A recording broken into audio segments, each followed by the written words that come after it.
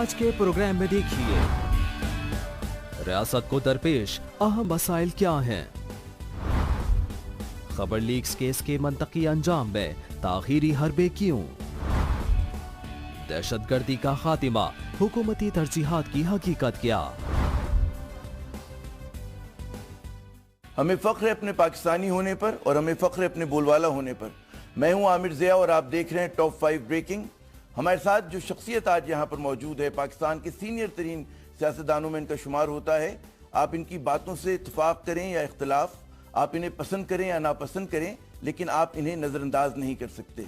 बहुत से पाकिस्तानियों की दिल की आवाज़ हैं जो ये बातें करते हैं। बहुत सारे पाकिस्तानी समझते हैं कि इनकी दिल की आवाज़ हैं। उसी तरह इनकी बातें, इनकी जो गुफ्तगू की काट है, उससे बहुत सारे पाकिस्तानी जो हैं वो नाला भी रहते हैं। हमारे साथ मौजूद हैं अवामी मुस्लिम लीग के सरबराह जनाब शेख रशीद अहमद साहब।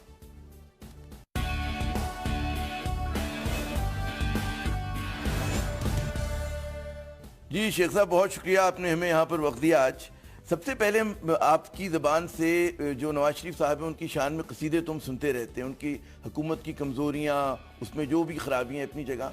लेकिन अगर मैं आपसे पूछूं कि आप इस वक्त मुल्क के सीनियर तरीन सियासतदानों में आपका शुमार होता है कि हमारे मुल्क का, इस रियासत का सबसे बड़ा तज़ाद क्या है, और आप क्या समझते हैं कि उस मसले को हर सूरत में हल होना चाहिए? जी देखिए, मैं एक मसला नहीं कह सकता, यहाँ मसलों का एक पूरा जुमा बाजार लगा है। नंबर 1 करप्शन, नंबर 2 मजहबी तफरकाबाजी, नंबर 3 इंसाफ की नायाबी, इंसाफ का आम आदमी तक ना पहुंचना, नंबर 4 मिस गवर्नेंस, और नंबर 5 जो है मैं जिसको समझता हूँ कि एक बेरोजगारी का तूफान है और लोग मजबूर होकर, बड़े बड़े पढ़े लिखे लोग अभी आपके सामने। मैं इस तनाजुर में पूछ रहा था, जब हम कहते हैं ना कि प्रिंसिपल कंट्रडिक्शन, बुनियादी तजाद, कि वो रियासत जिससे खतरे में हो, और बहुत सारे जो हमारे दानिश्वर हैं वो ये कहते हैं कि जिस तरह से मजहबी इंतहा पसंदी इस रियासत में गलबा पा रही है और जिस तरह से जड़ें पकड़ रही है, बेशक ऑपरेशन हो रहे हैं, बेशक अमन आता है थोड़ी दिनों के लिए, लेकिन माशरे में बहसीत मजमूई जो है वो ख्यालात जो हैं, अदम बर्दाश्त, एक दूसरे से नफरत, तासुब, वो बढ़ रहा है। उसको लोग कहते हैं कि बहुत बड़ा मसला है। जी देखें, ये तो फिर बहुत दूर तक बात चली जाएगी, बहुत दूर बात चली जाएगी। हर आर्मी चीफ ने देखें अपने नाम से, किसी ने रास निकाला, किसी ने निजात निकाला, किसी ने ज़रबे अज़म निकाला, किसी ने रद्द फसाद निकाला। लेकिन क्या वजह है कि अभी तक जो दहशतगर्दी है वो अपने अंजाम को नहीं पहुंच सकी और ना पहुंचेगी, क्योंकि उनको पाकिस्तान के अंदर सपोर्ट हासिल है, उनके पाकिस्तान के अंदर हाइड आउट है। पाकिस्तान में ऐसे लोग हैं जो समझते हैं, एक बेशक कलील तादाद उनकी है जो ये समझते हैं कि इनकी बात को बेवजन ना समझा जाए, और उसका नतीजा ये है कि पाकिस्तान को 2017 जो है, मैं आज ये एक नई बात कहने लगा हूँ, मैं तो बहुत भारी साल और बड़े खदशात वाला और बड़े ही खुदा न खास्ता किसी बड़े हादसे को भी देख रहा हूँ। अगर यही हालत रहे कि वो चारों सूबाई हेडक्वार्टर को अटैक कर सकते हैं और हमारी सारी पार्लियामेंट के लोग बैठे, अंदर सारे ठीक कह रहे हैं कि हम इस मिलिट्री कोर्ट्स के साथ हैं, हम तो पहले ही साथ हैं, लेकिन अंदर जो है उनकी जुबान और है और बाहर पब्लिकली पोस्चर बड़ा और है। अभी आज पीपल्स पार्टी वाले दावतनामा लेकर आए थे, मैंने उनको कहा अंदर तो 98% लोग तैयार बैठे हुए हैं, छोटे मोटे तहफ़्फ़ुज़ात हैं।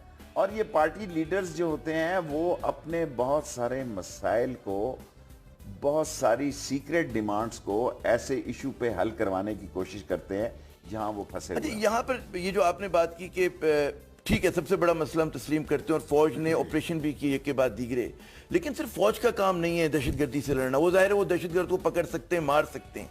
असल जो लड़ाई है वो नजरियात की, ख्यालात की है, जिसका जो काम सियासतदानों को करना है, हुकूमत को करना है।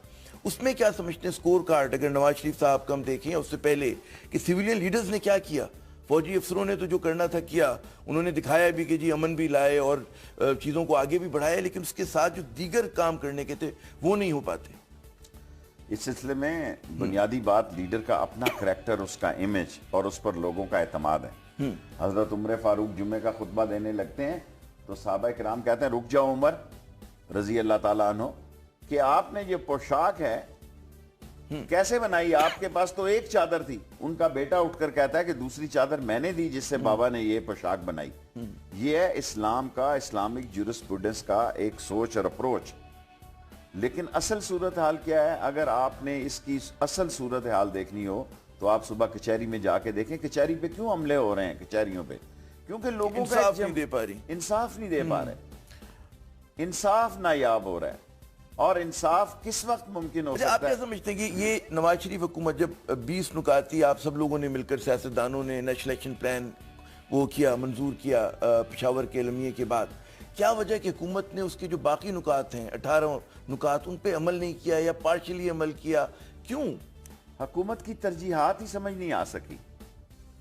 बैक वक्त एक सांस में वो कई बातें करते हैं, ना इस मुल्क की फॉरेन पॉलिसी है, ना इस मुल्क का जुडिशल स्ट्रक्चर है, ना इस मुल्क का, रोज उन्होंने पावर प्लांट का शो डाला हुआ है। ये नंदीपुर आप देखें, इन्होंने 10 साल छीन के दे दिया है।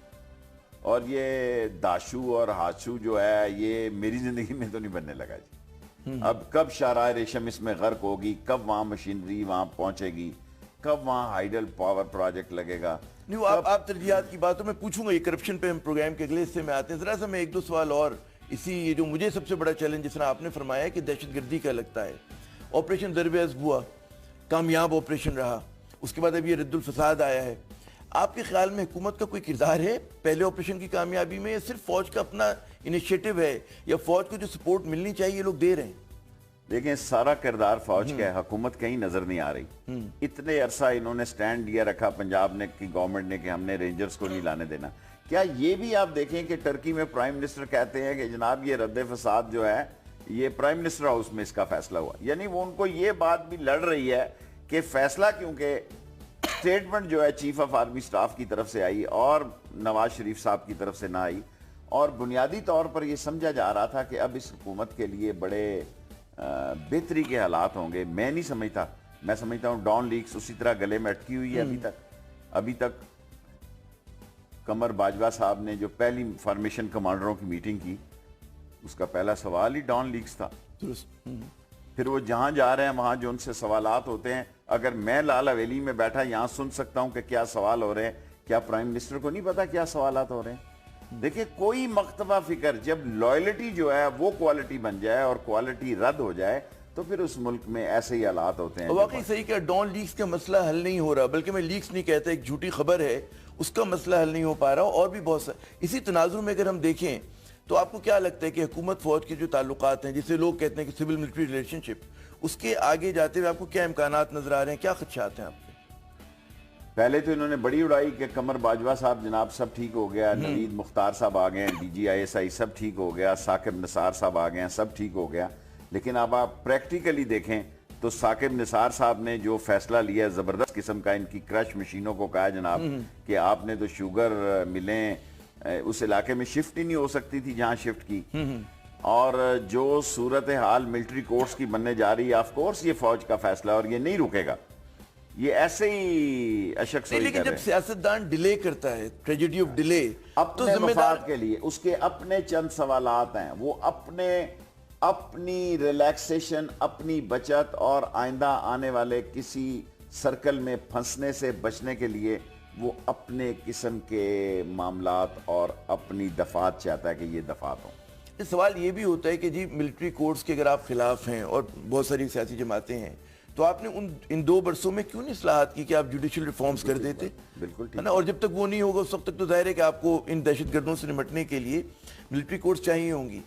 आखिरी सवाल मैं सवाल से और करूंगा, फिर हम करप्शन जो हमारा एक मेरे ख्याल में इस मुल्क का दूसरा बुनियादी मसला, उस पर बात करेंगे।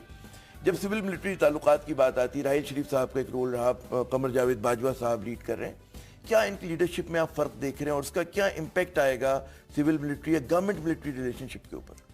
मेरा तो ख्याल था कि ये बेहतर होंगे, लेकिन अब मैं फर्स्ट टाइम ये कहने लगा हूं कि नहीं, ये राहिल शरीफ से भी ज्यादा कशीदा है, क्योंकि राहिल शरीफ साहब के दौर में उनको मीडिया हाइप बहुत ज्यादा थी और हमारे दोस्त जनरल आसम साहब ने उनको एक बहुत बड़ा बुद्धा लीडर के तौर पर आर्मी के पेश किया और बहुत सारे मामलात में वो फ्रंट फुट पे थे।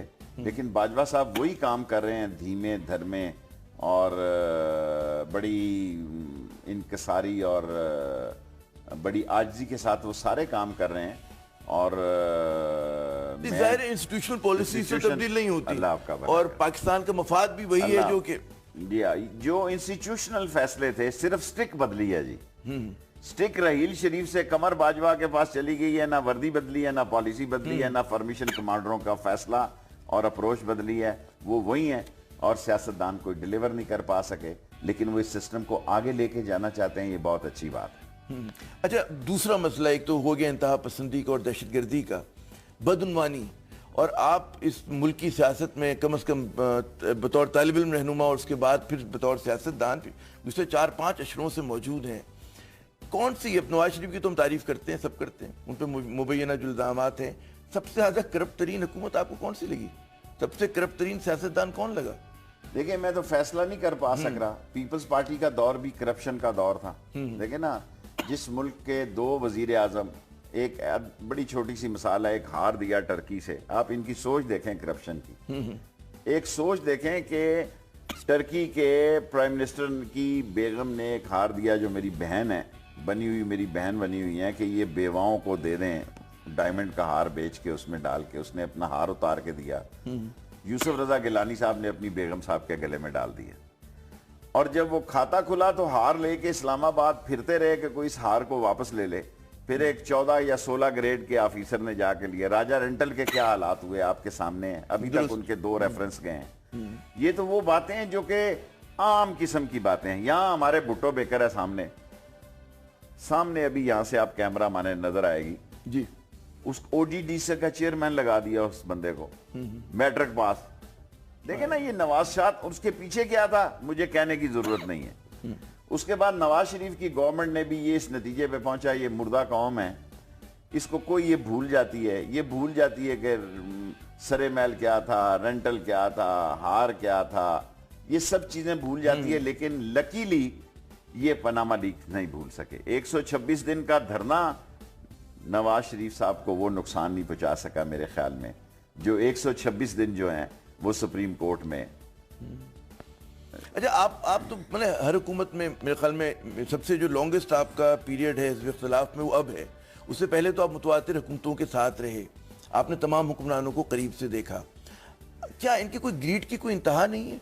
कोई मतलब एक होता है ना कि भाई लोगों की भी चॉइस ऐसी है, हम इतना मैं करें, उसके बाद हुकूमत में भी देखता हूं कि हुकूमत की ये राय होती है जो करप्ट ब्यूरोक्रेट हो वो ज्यादा डिलीवर करता है। ये नई अप्रोच है कि बेईमान आदमी को इशारा करो वो डिलीवर करता है, जो असूली आदमी हो वो कीड़े निकालता रहता है, इज़हार अहम लिखता रहता है। तो ये जो नवाज शरीफ साहब पे मुबैना इल्जामात हैं पनामा के, क्या लगता है ये कहाँ अब किस तरफ जा रहे हैं? आप कह रहे हैं कि धरने से बड़ा चैलेंज है उनके लिए। मैं नहीं समझता कि नवाज शरीफ साहब को क्लीन चिट मिलेगी।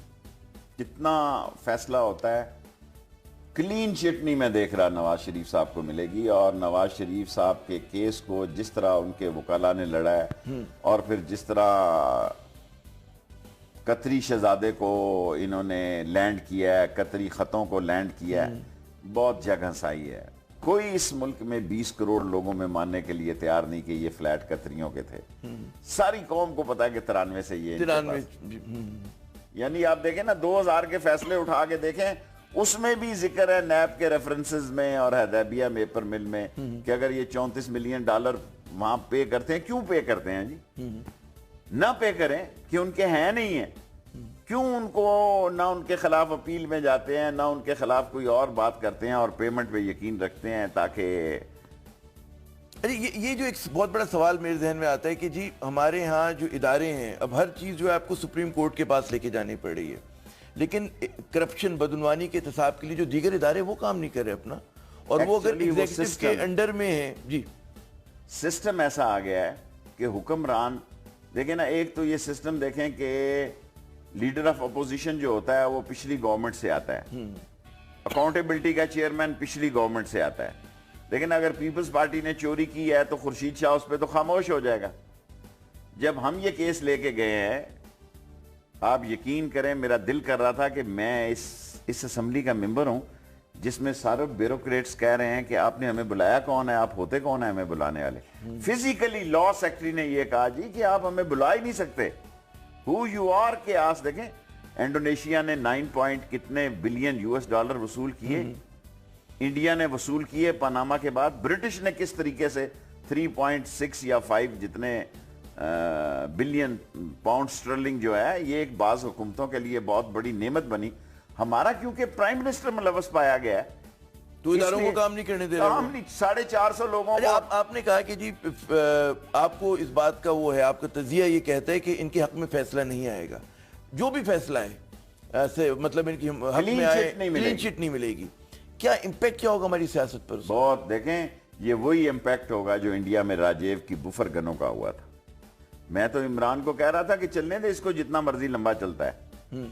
जिस तरह बुफर गन की गने लोगों ने लटका दी थी, उसके गत्ते की गने बना के इंडिया में, और गांधी की हुकूमत जलील और रुस्वा हो गई थी, इसी तरह पाकिस्तान में होगा। आप देखें ये पनामा नहीं, यहाँ तो लोग दावा करते हैं कि जी बदनवानी के जितने भी इल्जामात लगा लें, मतलब पीपल्स पार्टी पर हैं, PMLN पर हैं, जीतेंगे वही लोग। अगर अगला इलेक्शन भी होता है 2018 का, जितने तजियाकार हैं, मतलब सिंध में आपको लगता नहीं कि जिस तरह लोग पीपल्स पार्टी में शामिल हो रहे हैं, उनके बदतरीन दुश्मन माजी के वो जब शामिल हो रहे हैं पाकिस्तान पीपल्स पार्टी में, इसी तरह PMLN का जिस तरह से उसने अपनी जड़ें बनाई हैं ब्यूरोक्रेसी के अंदर, पंजाब के अंदर, हर सतह पे, आपके ख्याल में अगर अकाउंटेबिलिटी नहीं होती और इन हालात में इलेक्शन होते हैं तो क्या होगा? ये मुल्क ऐसे नहीं चल सकेगा। मैं नहीं देखता कि ये मुल्क ऐसे चल सकता है।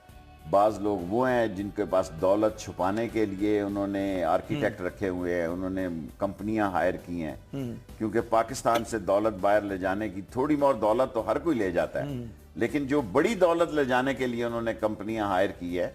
और चीफ साहब ने, खोसा साहब ने बहुत अच्छी बात की कि 2 स्टूडेंट के लिए 800 करोड़ रुपए के 4 फ्लैट, कोई इंसाफ। फिर उन्होंने, राजे साहब ने कहा जी को तीसरा कभी हमजा भी वहां गया था। सो इस मुल्क में अगर करप्शन को इसी तरह इज्जत मिली तो फिर ये माशरा शराफत का जनाजा निकल जाएगा, और फिर यहाँ खाना जंगी होगी, इस मुल्क में सिविल वार होगी, इस मुल्क में मजहबी मुनाफरत होगी। एज ए पाकिस्तानी मुझे 2017 में इंसाफ के तकाजे अगर पूरे होते दिखाई नहीं दिए। इलेक्शन सिलेक्शन बहुत दूर की बात है। अगर ये लोग मुल्क के ऐसे मसाइल में जो लोग सरबराह आते हैं, जो सिर्फ अपनी दौलत छपाने और बचाने के लिए आते हैं, ना उनको इज्जत मिलती है, ना इंटरनेशनली उनको इज्जत मिलती है, खुद इनविटेशन मंगाते हैं कि हमें बुलाओ। ये पाकिस्तान की तारीख में पहला वाकया है कि मैं नायत जिम्मेदारी से ये इल्जाम लगा रहा हूं कि खुद फॉरेन ऑफिस ने इनविटेशन मांगे हैं जी कि हमारा प्राइम मिनिस्टर आना चाहता है। लेकिन आप जा कहां रहे हैं? वर्ल्ड इकोनॉमिक फोरम में गए। मेरी एक बात सुने, जिस मुल्क में कचरा उठाने के लिए खाकरूबों का काम भी आप टर्की और चीन को देने जा रहे हैं।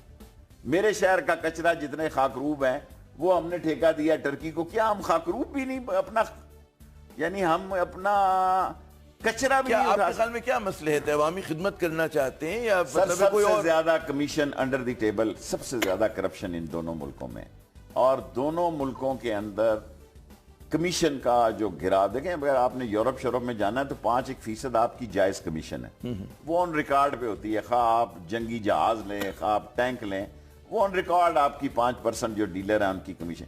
ये 35 और 50% कमीशन इन्हीं 2 मुल्कों में है जो अंडर द टेबल आपको पेमेंट मिलती है। जनाब शेख रशीद अहमद साहब से हमारी गुफ्तगू का सिलसिला जारी है। यहाँ पर लेते हैं एक छोटा सा वक्फा। वक्फे के बाद जब आएंगे तो उनसे कुछ पुरानी बातें करेंगे और पूछेंगे कि जनाब ये जो सियासत में इतने अरसे से हैं, तो इन्होंने नवाज शरीफ साहब के साथ जो दौर गुजारा, उसमें उन्होंने बतौर सियासतदान उनको कैसा पाया। ब्रेक के बाद शेख रशीद बताएंगे हुकूमत से इल्हाक क्या है, कोई ख्वाहिश या शर्त। अब देख show top 5 breaking. Top 5 breaking में एक मरतबा फिर खुशामदीद। मैं हूं आमिर ज़िया और आज के हमारे खुसूसी मेहमान हैं जनाब शेख रशीद साहब। शेख साहब ये फरमाइएगा कि अभी हम लोग बहुत, हमने करप्शन की बात की, बदनवानी की बात की। पाकिस्तान की सियासत में अगर आपसे मैं पूछूं कि वो इसकी तारीफ करें कि सियासी मौका परस्ती और मुनाफकत, किस तरह से आप इसको डिफाइन करेंगे कि क्या? मैं अपने तजर्बे से एक शख्स के बारे में आपको कह सकता हूं कि मोहम्मद खान जुनेजो जो है, वो मेरी जिंदगी में सबसे सादा और शफाफ किस्म का आदमी था। कौम ने उसको एक्सेप्ट नहीं किया, और मुझे वो घर में एक दिन कहने लगे, शेख रशीद मैंने एक बॉयलर 4.5 या 14 लाख रुपए का लगाया, फ्लोर मिल का, उनका कोई जो गांव था। सारी कौम ने तूफान खड़ा कर दिया जी कि फ्लोर मिल का जनाब अली देखें जी, उन्होंने डबल प्रोडक्शन कर दी। ठीक है, हालांकि उस वक्त टीवी शीवी ये इतना जोर पे नहीं था। नहीं, मेरा सवाल है कि अगर सियासत में ये जो हम कहते हैं ना कि मुनाफकत और जिस तरह की हमारे यहाँ हो रही, क्या तारीफ है पॉलिटिक्स में इसको? बस पाकिस्तान में तो जाती मुफाद का नाम सियासत है और खिदमत का झंडा उठाया हुआ है। जाती मुफाद, ये सब लोग देखें क्या थे। नवाज शरीफ साहब ने जो तकरीर की और जो कोर्ट में गई कि हम बड़ी क्या कहते हैं जी, बड़े बुरे हालों में यहाँ से गए, लेकिन उस दौर में हमने 6 मिलें यहाँ लगाई और 4 मिलें बाहर लगाई, और आप इनके सारे वो मामलात देखें कि हुक्मरानी से पहले क्या थे और हुक्मरानी के बाद क्या थे। यही आसिफ जरदारी साहब का हाल है। अच्छा, इमरान खान साहब आपके तहादी हैं और जो उनके चाहने वाले हैं और जो उनके नाकदीन दोनों एक बात कहते हैं कि जनाब वो अब तक सियासत के मैदान के खिलाड़ी नहीं बने सही मायनों में। आप ऐसे ही समझते हैं? देखिए, हमारे पास तो उसके अलावा कोई ऑप्शन नहीं है। क्या आप अब फजलुर रहमान के पीछे चले हम? आप हमें बताएं कि जो अंदर कुछ हैं और बाहर कुछ हैं। वो पॉजिटिव है जो मुशर्रफ को भी लगा हुआ था, जो आसिफ जरदारी को भी लगा हुआ था, जो नवाज शरीफ साहब को भी लगा हुआ है। और मैं आपको श्योर करता हूं, ये मेरी रिकॉर्डिंग रख लें, आइंदा जो हुकूमत बनने जा रही है उसमें भी होगा।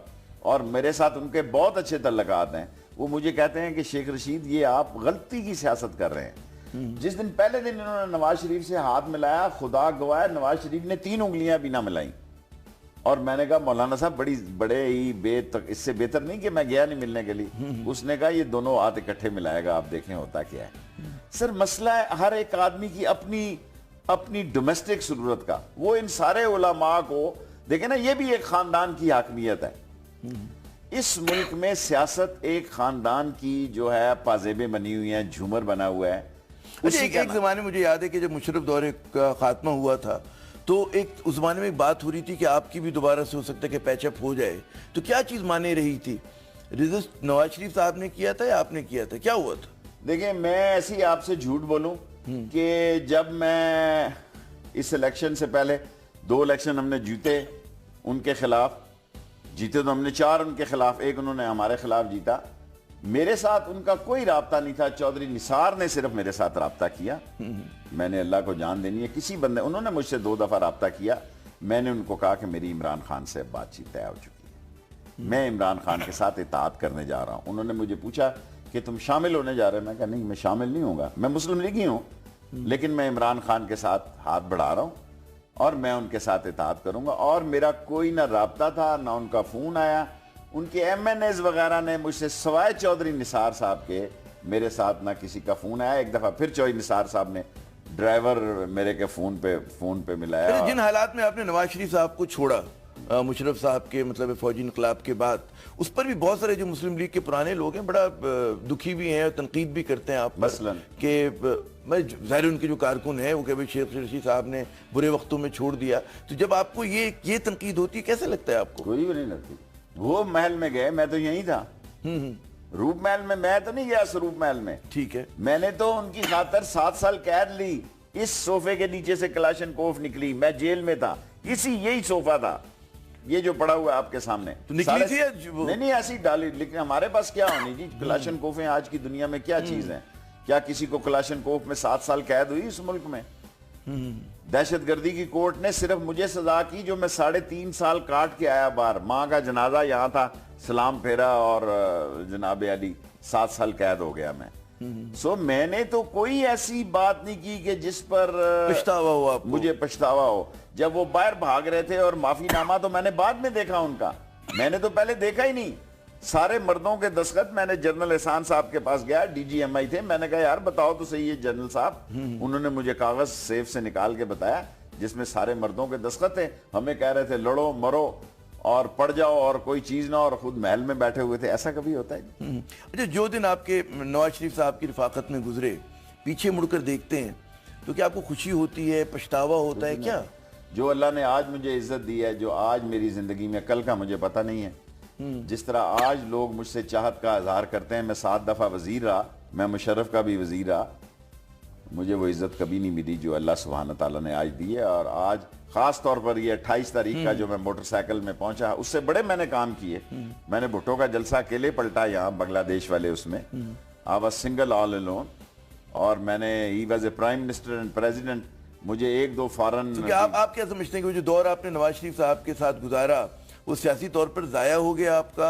आप मुल्क के लिए जो करना चाहते थे? अमल का नाम है। नवाज शरीफ साहब का कोई सियासत में मसला नहीं था। वो डॉर्चेस्टर होटल के नीचे गाड़ियों की सिलेक्ट कर रहे थे कि लाहौर से फोन आया उनके वालिद मोहतरम का, अल्लाह उनको जन्नत नसीब करे, कि जनाब यो आप एक्साइज मिनिस्टर बन रहे हैं। उधर गाड़ियों की उस वक्त रंगों की लड़ाई हो रही थी, वो आए और उन्होंने अपनी सियासत की इब्तदा एज ए फिनांस मिनिस्टर की। ये फौजियों की सिलेक्शन थी। इस मुल्क में तमाम सियासतदान जो मुझ पे कहते हैं मुशर्रफ के साथ मैंने साथ दिया, मैंने पूरे हल्के से पूछ के दिया, सोच समझ के दिया, कोई शर्मिंदा नहीं हूं इस पे। इस मुल्क में तमाम सियासतदान गेट नंबर 4 की GH की पैदावार। अगर नवाज शरीफ साहब कोई आपकी ऐसी शर्त हो कि उसको पूरा कर दें तो आप दोनों के दरमियान जो दो कहते हैं ना टूटे हुए दिल हैं, बिछड़े हुए दिल हैं, मिल सकते हैं क्या? ना कोई शर्त है, ना ऐसी ख्वाहिश है, ना ऐसी सोच। जी, शेख रशीद साहब से हमारी गुफ्तगू का सिलसिला जारी है। यहाँ पर वक्त हुआ एक वक्फे का। वक्फे के बाद जब हम आएंगे तो पूछेंगे कि आगे इनके क्या सियासी अज़ाइम हैं। आगे आ रहा है करप्शन के खिलाफ पूरे मुल्क में एहतसाबी अमल नागुज़ीर। आप देख रहे हैं पाकिस्तान का नंबर 1 शो टॉप 5 ब्रेकिंग। जी, टॉप 5 में एक मरतबा फिर खुशामदीद। हमारे आज के मेहमान हैं जनाब शेख रशीद साहब। शेख साहब, इससे पहले मैं आपसे ये पूछूं कि आइंदा आपका क्या लाहेमल होगा? पनामा का फैसला जब आ जाएगा उसके बाद क्या करेंगे? अगर आप ये बताएं कि आपने बेशुमार सियासतदान देखे, सबसे ज्यादा किससे मुतासिर हुआ पाकिस्तान में? मोहम्मद खान जुनेजो से। वो जो आपने तस्करा भी किया कि ईमानदार आदमी थे और उनको न सिर्फ ईमानदार आदमी थे बल्कि उनके अंदर आजिज़ी की इतनी इंतहा थी कि एक दिन मैं बैठा हुआ था तो उससे पूछा कि कितना गोश्त यहाँ आता है, ये बात करूंगा तो लोग मेरा मजाक उड़ाएंगे। उस प्रोटोकॉल वाले ने कहा कि 15 kg।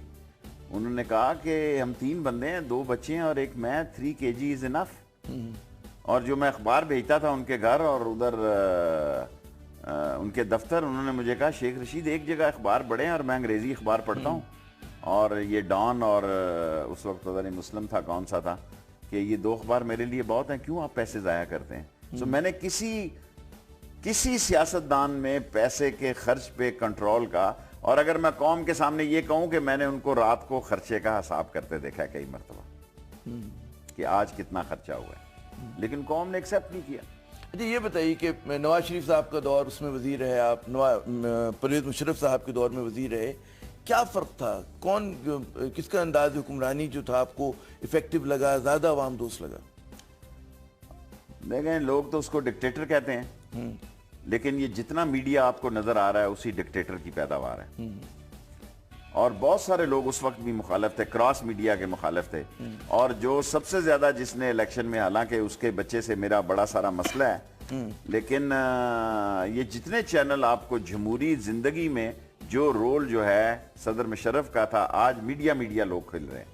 आज टीवी, मेरे पास तो 9 करोड़ रुपए जलसा करने के नहीं है जी, मेरे पास तो 2 करोड़ रुपया किसी रैली करने के नहीं है। मैं शाम को रोज 2 जलसे करता हूं, पूरे कौम बात सुनती है, और उससे ज्यादा तादाद में सुनती है जो 9 करोड़ रुपए के जलसा होता है। हाँ। देखिए, जब मैंने करीब से इस दौर में लोगों को देखा है कि पैसे के बगैर काउंसलर जो हैं मेरे शहर में, जो मंशियात फरोश हैं, लोगों ने उनको वोट दिए। जो जुआ कराते हैं वो मोअज़्ज़ज़ हो गए हैं, और लोगों ने कहा जी आप तो क्या है जनाब, ये देखे ना हमारी बेटी का जहेज इसने दिया है, हमारे जो मर्ग हो जाती है उसका खर्चा ये उठाता है, आप तो खर्चा नहीं उठा सकते ना। एग्जैक्टली। तो वोट तो हमने देना ही है, इसको दे दिया। जुआ जो खेलने जाता है वो हम तो नहीं जाते ना जी। तो ये तो उसका मसला है। सो लोगों की सोच अपनी जात से, जिस तरह हुक्मरानों की सोच अपने मफाद के लिए है, इसी तरह लोगों की सोच भी अपने जात के लिए। नवाज शरीफ साहब ने कोई ऐसा काम किया आपसे कि शर्मिंदगी हो आपको कि यार ये क्या करना पड़ा? मुझे नहीं कह सकते थे। यकीन है आपको? गुजरा तो पता नहीं क्या क्या करते हैं शेख साहब। मुझे ना कह सकते। देखें, ये बेवकूफ लोग नहीं हो। तो हमारे पास क्या था? देखें, हमारे पास इंफॉर्मेशन है। फॉर एग्जाम्पल, मेरा ज्यादा टाइम इंफॉर्मेशन मिनिस्ट्री में गुजरा है, तो अगर वो मेरे से बाला ही सेक्रेटरी इंफॉर्मेशन और IPO को कहें तो वो काम हो जाएगा। देखें ना, इस मुल्क में तो देखें सबसे ज्यादा मसला इश्तिहारों का है। सीक्रेट फंड भी उनके कहने पे जाएगा। मैं तो नहीं दस्तखत करके, मैं आपको ऑन ओथ कह सकता हूं कि 5, 10, 20 हजार के अलावा मैंने नवाज शरीफ के दौर में कभी किसी को सीक्रेट फंड नहीं दिया। वो जाने और उनका काम जाने के इश्तिहार। देखें, ये समझदार, ये बिजनेसमैन है। नवाज शरीफ वैसे यहां नहीं पहुंचा, वो वापडा के कारखाने से डील करते हुए पहुंचा कि वापडा से कैसे डील करना है। उसको पता था वाटर एंड वालों से कैसे डील करना है, गैस वालों का मसला कैसे डील करना है, बिजली वालों का मसला कैसे डील करना है। वो as a businessman, business oriented. चले, मैं अगर आपके बारे में पूछूं कि आप इतने तवील अरसे से सियासत में, तलबा सियासत के ज़माने से, 60s से, लेट 60s से, आपकी पूरी ज़िंदगी की सियासत ने मुल्क को क्या दिया? ज़र्ब वो कहते हैं ना, आखिर में जो नतीजा निकलता है, हासिल जमा, वो क्या निकला? एक तो मैंने 60 तालीमी इदारे बनाए जी, पाकिस्तान में किसी सियासतदान ने नहीं बनाए, और मोस्टली मैंने स्टडी किया कि यहाँ कहाँ कमी है। ढोक जो स्लम एरिया था, मैंने पॉश एरिया में नहीं बनाए। वेमेन यूनिवर्सिटी बनाई, पहली, सबसे पहली वेमेन यूनिवर्सिटी बनाई। फिर ये जितने हॉस्पिटल हैं इनको मैंने डबल किया। फिर ये लाल हवेली के साथ मेरे पास सजान सिंह की हवेली थी, ये मैंने वेमेन यूनिवर्सिटी को दी। नेशनल और आर्ट्स कॉलेज, जितनी बिल्डिंगें मुझे मिली मैंने कब्जा किया बाय फोर्स, वो मैंने एजुकेशन को दी। We are best in female education in Pakistan. हम 17वें नंबर पे थे, आज पहले नंबर पे हैं। दूसरा, हमने शराफत की सियासत की, कोई बदमाशी, कोई कब्जा, कोई नो वे। अगर कोई SHO, कोई DSP, कोई SP, मैं ऑन ओथ कह सकता हूं कि मैंने किसी का दफ्तर ही नहीं देखा DC कमिश्नर क्या बेचता है।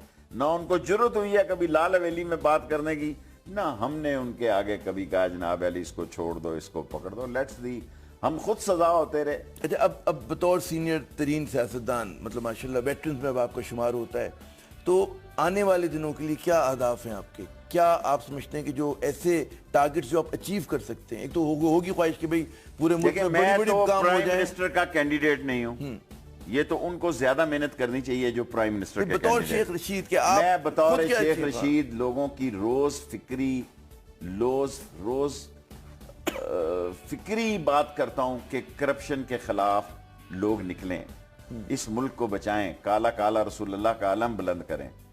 आवाम के लिए मैं बात करता हूं, जिनकी छतें टपकी हैं उनके लिए बात करता हूं, जो बेरोजगार हैं उनको हौसला देता हूं, जिनकी बेटियां बाल सफेद हो गए घरों में बैठी हैं, उनके पास पैसे नहीं, उनके बात कर। और मैं लाल हवेली में बैठा हूं, ऊपर से नीचे आता हूं, और हर आदमी को पता है कि अगर 24 घंटे में कई ऐसे लोग भी हैं कि उस वक्त भी किसी का मसला पैदा हो जाता है, जिस वक्त मैं सोया हुआ हूं उस वक्त सुबह मैं नाश्ते रेडियो पे करता हूं, खोंचों पे करता हूं। सो हर आदमी से इतनी आसानी से कोई अवेलेबल नहीं है सियासतदान। मैं चोटी की सियासत करने के बावजूद भी एक रक्शे वाले को, रेडी वाले को अवेलेबल हूं। शेख साहब, क्या छोटी जमातों का, जैसे कि आपकी जमात है, 1 सीट की, 2 सीट की, क्या मुस्तकबिल है? वो पाकिस्तान के लिए क्या कर सकते हैं? होना चाहिए छोटी जमातों को। 2 ही हो सकते हैं ना। मैं 7 दफा वजीर रह चुका हूं, मेरा कोई टेस्ट नहीं है वजीर बनना। प्राइम मिनिस्टर की मुझे कोई ख्वाहिश नहीं है। सो मेरा काम यह है कि मैं अपने हलके के लोगों में एक इज्जत, शराफत, असूल और दयानतदारी की सियासत को जन्म दूं। गो आज ये बहुत मुश्किल काम है, इस बल्दियाती इंतखाबात में ऐसा नहीं हो सका, जो पैसे वाले थे लोग उधर गए हैं। लेकिन मेरा बेसिक काम जो है, मैं दयानतदारी से समझता हूं, वो ये है कि लोगों को झूठ और सच की, बुराई और अच्छाई की, जालिम और मजलूम की, कातिल और मकतूल की, चोर और चौकीदार की बात लोगों के कान तक पहुंचाऊं। वो मैं दिन में 2 दफा पहुंचा रहा हूं। मैं कोई ख्वाहिश नहीं रखता, अल्लाह ने मेरी सारी ख्वाहिशें पूरी की हुई। ये बताइए कि अब आए, फिर घूम कर आ जाते हैं उसी मसले पे, बदनवानी के और पनामा का। अब एक्सपेक्टेड है कि जी अदालत फैसला करेगी। दोनों सूरतों में क्या लाहेमल, एक तो आपका अपना क्या होगा और जो आपके तहादी इमरान खान साहब, उनका क्या होगा? देखिए, अवाम में तो हम ये केस जीत चुके हैं। हाँ, इखलाकी तौर पर हम ये केस जीत चुके हैं, सियासी तौर पर हम ये केस जीत चुके हैं, कानूनी तौर पर फैसला आना बाकी है। 20 करोड़ लोग मेरी बात से इत्तफाक नहीं करेंगे। मैं नहीं समझता कि नवाज शरीफ को क्लीन चिट मिलेगी। मैंने अपना केस खुद लड़ा है। ये जुमला जो है मुबहिम है कि क्लीन चिट मिले। क्लीन चिट से क्या मुराद है आपकी? सजा हो जाएगी उनको, क्या पार्शियल सजा होगी, क्या हो सकता है? कोई भी चीज हो जाती है, हुदैबिया हो जाता है, देखें उसमें सारा खानदान ये बुक हो जाता है, अगर वो ओपन हो जाता है। कोई चीज हो जाती है, अगर नवाज शरीफ साहब के बारे में एक फैसला हो जाता है, इलेक्शन सर पे आ रहे हैं, ये सारा मलबा नवाज शरीफ पर गिरेगा। अगर कौम की ख्वाहिश करप्ट की आदत ही है, तो मैं कोई वली अल्लाह तो नहीं हूं कि उसका रास्ता रोक दूंगा। मैंने आपको खुद कह दिया, मैं ना प्राइम मिनिस्टर का कैंडिडेट हूं, ना मुझे मिनिस्टर बनने की ख्वाहिश है। पाकिस्तान में क्या दुनिया में कोई शख्स 7 दफा वजीर नहीं रहा। किसी जगह तो आदमी का जी भर जाना चाहिए। जी भर जाता है। और जनाब, यहाँ पर हम लेते हैं एक वक्फा। वक्फे के बाद जब दोबारा आएंगे तो शेख साहब से पूछेंगे, जो इतनी इन्होंने गंभीर गुफ्तगू की, अगर ये पाकिस्तान के लिए, पाकिस्तान के मसाइल के हवाले से क्या तजावीज़ देंगे, जो 5 नुकात हों जिन पर अगर अमल किया जाए तो हमारे जो अवाम के दुख दर्द हैं अगर ख़त्म ना हो तो कम से कम थोड़े से कम हो जाए। सियासत के तजर्बाकार खिलाड़ी के क्या हैं अहम निकात? आप देख रहे हैं पाकिस्तान का number 1 show top 5 breaking. Pakistan का नंबर 1 शो टॉप 5 ब्रेकिंग। जनाब टॉप 5 में एक मरतबा फिर खुशामदीद। हमारे साथ मौजूद हैं शेख रशीद अहमद साहब, और अब हम इनसे पूछेंगे कि जो इन्होंने इतने पाकिस्तान के गंभीर मसाइल बयान किए, हम क्या इनके पास तजावीज़, क्या इनको हल करने के लिए क्या 5 जो पहले इंपॉर्टेंट तरीन इक़दाम हैं होने चाहिए? जी शेख साहब। एक तो मैं इंतखाबी इस्लाहात चाहता हूँ जो कि जेन्युइन इस्लाहात हों, सिर्फ हुक्मरानों को आगे लाने के लिए नहीं हो। इस सारे सियासी निज़ाम को मैं बदलना चाहता हूँ, may be A presidential form of government. इस निज़ाम के अंदर कोई गरीब आदमी वोट तो डाल सकता है, नारे तो मार सकता है, आवे ही आवे और जावे ही जावे कर सकता है, उसका अपना रोल कोई नहीं है। नंबर तीसरा जो मेरी ख्वाहिश है कि इस मुल्क में वो इनिशिएटिव, वो सूरत हाल दी जाए कि जो फॉरेन में लोग, हमारे ओवरसीज़ पाकिस्तानी इस मुल्क की करप्शन से उकताए हुए लोग बैठे हैं कि उनका मुस्तकबिल नहीं है अब बाहर। मैं नहीं समझता यूरोप और अमेरिका में ओवरसीज़ पाकिस्तान के लिए आने वाले साल बड़े अहम हैं। उनको अभी से आप पाकिस्तान के अंदर अट्रैक्शन पैदा करनी चाहिए, अभी से उनके अंदर वो कशिश पैदा करनी चाहिए ताकि वो पाकिस्तान में अपना दोबारा नौ कर सकें, अपने एसेट्स ला सकें। नंबर 3, मैं लाजमी इस मुल्क में एजुकेशन चाहता हूँ, जिसके लिए मैंने काम किया है कि, और फ्री एजुकेशन चाहता हूँ। और हेल्थ में जो सूरत हाल है, आई विश के बजाय हमारे इंटरव्यू के आप यहाँ दिखाएं कि जिस माँ यहाँ बच्चे की उम्मीद से 2-2, 3-3 माएँ एक बेड पे पहुँची हैं,